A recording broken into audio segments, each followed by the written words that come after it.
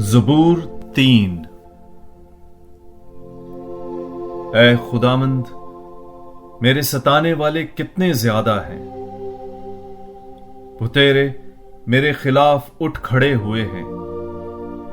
बुतेरे हैं जो मेरी बाबत कहते हैं कि खुदा के पास उसके लिए रिहाई नहीं।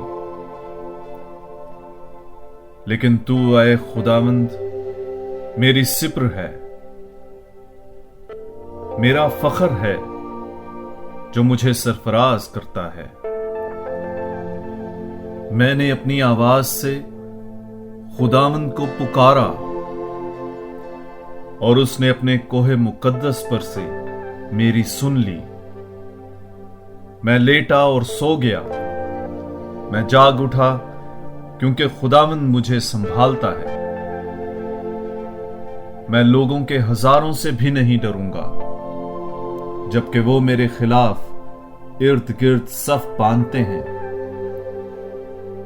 उठ ऐ खुदावंद, मुझे छुड़ा ऐ मेरे खुदा,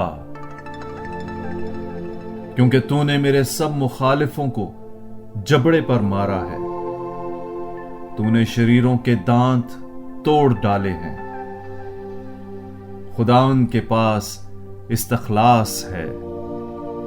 तेरी उम्मत पर तेरी बरकत हो।